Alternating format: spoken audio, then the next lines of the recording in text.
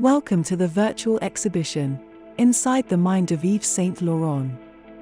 Clever&CHIC provides a space for one to understand the importance of fashion on numerous levels and further develop a truly comprehensive personal style. This digital tour celebrates the work and mind of one of the greatest leading designers, Yves Saint Laurent. He was a true pioneer of his day, laying the groundwork for what we now call fashion. His elegant boundary-pushing style provided not only beautiful garments, but also for clothing to embrace people, change how we dress, how people think of fashion, and define codes of style that will last forever. The designer was in a league of his own. With a mind outside the norm, he broke boundaries to bring to life his creative vision and give the gift of his art to the world. These are the words behind his work. Dressing is a way of life. It brings you joy. It can give you freedom and liberation, help you to find yourself and to move without restraint. Isn't elegance forgetting what one is wearing?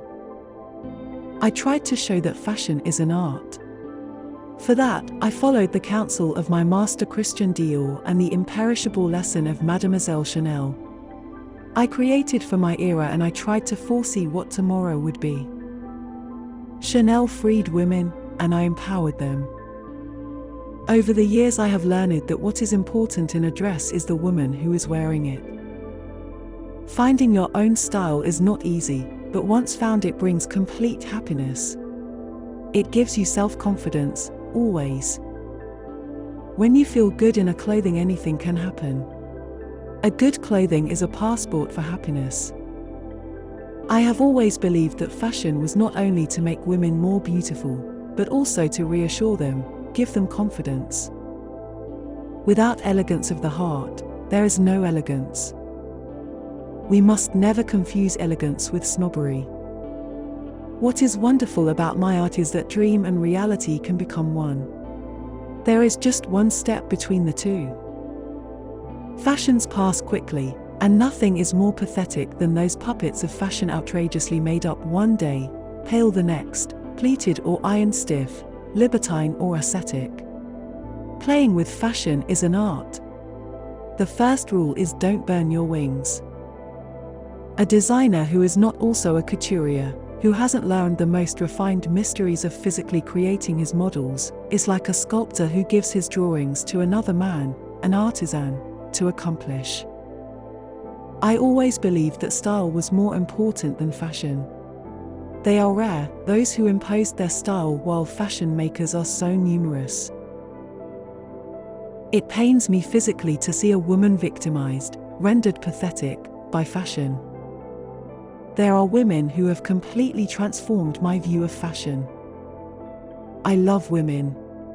I love all the bright and attractive people and things of this world, the flame and also the moth, the dancer and the dance. I don't like to make a woman an abstract concept of the fashion.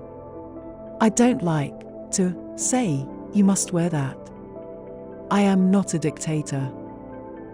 I do not decide that skirts shall be short or long. The shape of the dress itself often dictates the length. Elegance is a way of moving. It is also knowing how to adapt to all of life's circumstances. I prefer to shock rather than to bore through repetition. The most beautiful makeup of a woman is passion. But cosmetics are easier to buy. Each model I have represents a type of ideal women to me. I like to watch the way a model moves in my clothes, the way she gives them life, or if they are wrong, stillborn, the way her life rejects them. A good model can advance fashion by 10 years. I want to thank all the women who have worn my clothes, the famous and the unknown, who have been so faithful to me and given me so much joy. A woman's wardrobe shouldn't change every 6 months. You should be able to use the pieces you already own and add to them. Because they are like timeless classics. I tell myself that I created the wardrobe of the contemporary woman, that I participated in the transformation of my times. I cannot pretend to do sculpture and make a woman the ridiculous pedestal of my pretensions. To render clothing poetic, Yes, but one must preserve its dignity as clothing. I wanted women to have the same basic wardrobe as a man. Blazer, trousers, and suit. They're so functional. I believed women wanted this and was right. I find men's clothing fascinating because sometime between, say, 1930 and 1936 a handful of basic shapes were created and still prevail as a sort of scale of expression, with which every man can project his own personality and his own dignity. The big difference between couture and ready-to-wear is not design. It is the fabrics, the handwork, and the fittings. The act of creation is the same. I live in solitude. I have need of solitude to do the next day's work. I can't be to parties where the noise tires me. I can't speak on the telephone. I must have complete calm. I'd really like to be in closer contact with life. I'm a little too distant, I guess. I like to place myself outside. I pass for a hypersensitive, reclusive neurotic, which I may well be, but I hope the year won't come when my anxieties and fatigue will destroy my love of this life, of all the things that inspire me: a line of music, a face in a Vermeer portrait, a character in an opera, or a model born in Harlem. I'm very sure of myself, what I do and what I like. Seeing cubism paintings at the Beaubourg makes me very happy, and also old films. I have often said that I wish I had invented blue jeans, the most spectacular, the most practical, the most relaxed and nonchalant. They have expression, modesty, sex appeal, simplicity, all I hope for in my clothes. To be beautiful, a woman should have a black sweater, black skirt and walk arm in arm with the man she loves. I couldn't love a woman who inspired me to be totally disinterested.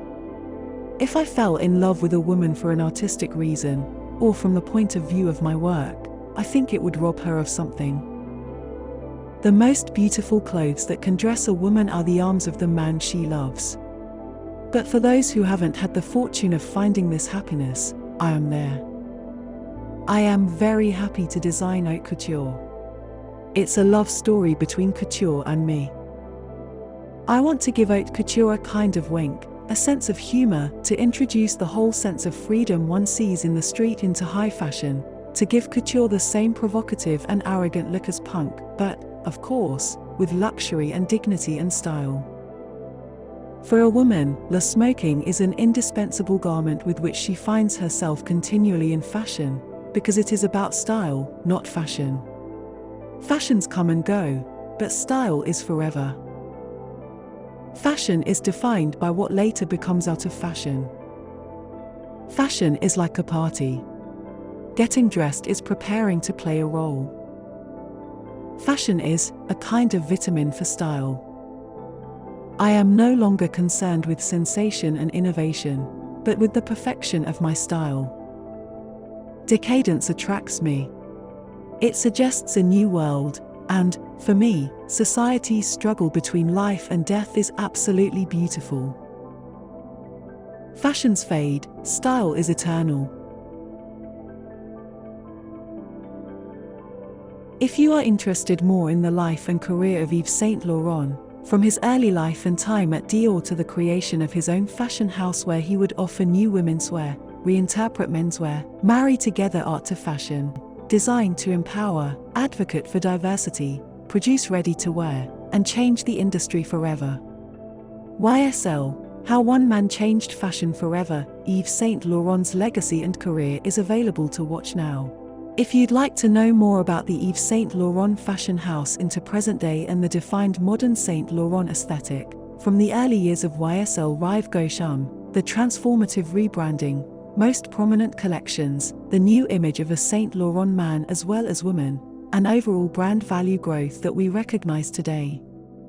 The transformation of Saint Laurent's fashion and impact under Hedi Slimmon's creative vision is available to watch now.